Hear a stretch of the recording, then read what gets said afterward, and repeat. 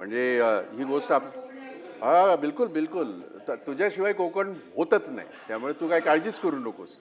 आणि कोकणचे मंत्री पण बसलेले आहेत, ते बरं आहे.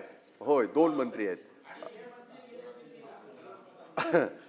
सभापती महोदय, मंत्री महोदय, आपण जर प्रश्नाचा रोख बघितलं तर मला असं वाटलं होतं की तुम्ही याच्यावर काहीतरी हे घ्या. नाही, ठोस आश्वासन त्याच्यापैकी कसं आहे बंटी साहेब, ह्या प्रत्येक उत्तरामध्ये त्यांनी पहिलं काय दिलंय हे खरं नाही आणि खाली त्याचं विश्लेषण केलंय. काय करतंय हे? म्हणजे हे जर खरं नसेल मग खाली काय आहे?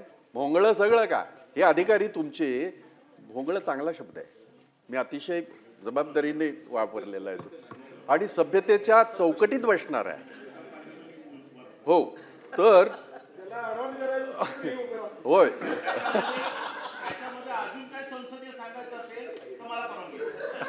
प्रभारी मंत्री असल्यामुळे जास्त ताण तणाव वाढू नका. माझा प्रश्न असा आहे की मी त्या टेक्निकली ह्याच्यामध्ये जात नाही, त्याचं कारण असं आहे, पण ते हे होणं गरजेचं आहे. आपण कसं चाललंय, आपण सगळं चालवतो म्हणून हे गृहीत धरून चाललेले आहेत. यांची जबाबदारी नाही का? त्यांनी स्पेसिफिक प्रश्न विचारला, जवळजवळ 45 दिवस अगोदर प्रश्न विचारला, तरी सुद्धा अशी उत्तर येतात ती योग्य नाहीत, समज द्या आपण.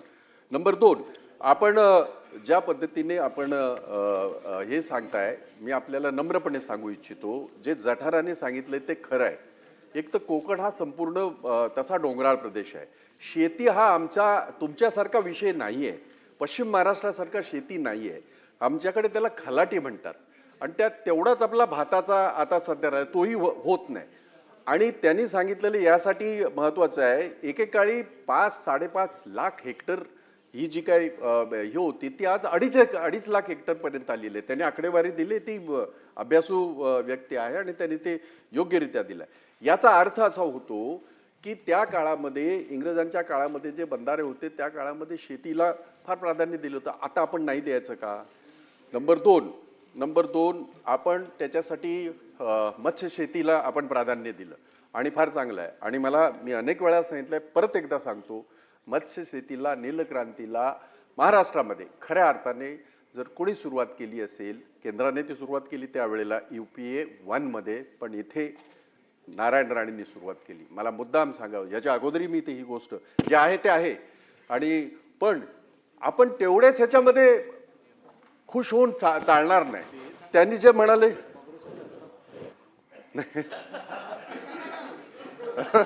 मी UPA 1 म्हणालो, आता तुम्ही का ऐकलं नाही? नाही, एक गोष्ट सांगतो की त्यावेळेला ते महाराष्ट्राचे मुख्यमंत्री होते. त्यावेळेला त्यावेळेला बाळासाहेबांच्या आशीर्वादाने ते महाराष्ट्राचे मुख्यमंत्री झाले होते, आणि त्यावेळेला त्यांनी हा निर्णय घेतला होता. मला उगाच श्रेय नको, पण ते खरं आहे. आणि म्हणून आपण आता ह्या सगळ्या आपण उत्तरामध्ये म्हणताना इंग्रजांच्या काळातलं वगैरे, पण ते सगळं आमच्या याच्याशी निगडित आहे ना, जीवनाशी निगडित आहे. दुसरं काही नाही आमच्याकडे.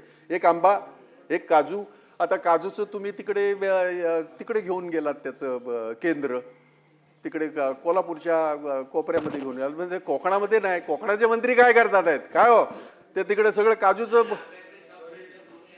आणि म्हणून माझं म्हणणं असं आहे की विशेषतः मत्स्यशेती, मी मत्स्यशेती करणाऱ्यांपैकी आहे. मालवण असेल, दिवेआगर असेल ह्या भागामध्ये. आणि आता आमची नाही आहे मासे. चला ह्याला अनिकेतला सांगतो, मत्स्यशेतीचं प्रचंड, नीलक्रांतीसारखा एक चांगला निर्णय घेतल्याच्या नंतर ह्या सगळ्या किनाऱ्यावर मत्स्यशेती फार मोठ्या प्रमाणामध्ये आणि चांगल्या प्रमाणामध्ये होते. नेमकं नुकसान ह्याच्यामध्ये होतं. आपण एक गोष्ट आपल्या उत्तरामध्ये म्हणालात, CRZ हा केंद्राचा कायदा जरी असला तरी, कांदळवनाचा आपण उल्लेख केलेला आहे तरी, ज्या गोष्टी आवश्यक आहेत त्या तर करणं गरजेचं आहे ना. उद्या समुद्रच येईल ना आतमध्ये, असं कसं चालेल? म्हणजे नुसता कायदा तर आपणच केला ना. कायदा आपण केला तो यासाठी केला की याचं वातावरणाचं किंवा निसर्गाचं आपण हे करायला पाहिजे. पण माणसातला मारून काय निसर्ग नाही सांभाळता येणार. आणि म्हणून जे बंधारे, विशेषतः दिवेआगरचा उल्लेख यांनी अनिकेत तटकरेंनी केला होता. दिवेआगरला माझी स्वतःची मत्स्य शेती मोठ्या प्रमाणामध्ये आहे आणि तिथे खलाटी हा जो मी प्रकार सांगितला तो फार मोठ्या प्रमाणामध्ये आहे. तिथे जवळजवळ अर्ध्या याचं त्या खलाटीचं नुकसान प्रवीण भाऊ झालेलं आहे आणि तुम्ही सगळे जाऊन येऊन येणार आहेत आणि म्हणून दोन प्रश्न परत एकदा मला सांगायचे आहेत. आपण एक जनरल उत्तर दिलं, तसं उत्तर न देता विनंती अशी आहे की याला जो काय हे निधी दिला जातो तो फार तुटपुंजा आहे आणि म्हणून त्यांनी 500 कोटीची मागणी केली. आमची ती मागणी कायम राहणार आहे. त्याचं कारणच असं आहे की कधीतरी तुम्हाला हा ड्राईव्ह घ्यावा लागणार आहे आणि तो ड्राईव्ह घेऊन तुम्हाला कोकणाच्या दृष्टीने कोकणाच्या शेतकऱ्याला, मत्स्य शेतकरी असेल किंवा तो भात शेती करणारा असेल, त्याला दिलासा द्यावा लागणार आहे. आणि म्हणून परत एकदा त्या गोष्टीचा उल्लेख करतो की येणाऱ्या पुरवणी मागणीमध्ये आपण ज्याचा उल्लेख केला त्या पुरवणी मागणीमध्ये एकदम 500 कोटी नकोत, पण कमीत कमी 250 कोटी तरी तुम्ही मागणार आहात का, जेणेकरून पुढच्या बजेटमध्ये मग उरलेले 250 आपण मागू. आणि म्हणून या बंधाऱ्याच्या रिपेअर बाबतीमध्ये सुद्धा आपण बोलताना एक गोष्ट म्हणाला, तुमच्याकडे काय आधुनिक टेक्निक असेल तर सांगा. आमच्याकडे कशाला, ते काय झोपले, ते पगार कसला घेतात, विभागालाच त्यांचंच काम आहे ते. जर समजा खार जमीन आहे, खार या आहे, पाण्याचा या आहे, तर त्यांनीच ते आधुनिक तंत्रज्ञान शोधलं पाहिजे, आम्हाला विचारू नका आपण. आणि म्हणून या बाबतीमध्ये आधुनिक तंत्रज्ञानाचा वापर करून जी काय दुरुस्ती करणार आहात ती आधुनिक तंत्रज्ञानाद्वारे करून आम्हाला दिलासा देणार आहात का, आणि पुरवणी मागणीमध्ये या सगळ्या विषयासाठी 250 कोटी आपण मागणार आहात का. सन्मान्य सभापती महोदय, सन्मान्य ज्येष्ठ सदस्य भाई जगताप साहेबांनी माझं उत्तर मी जे दिलं ते थोडंसं म्हणजे त्यांचा थोडासा गैरसमज झालेला दिसतोय.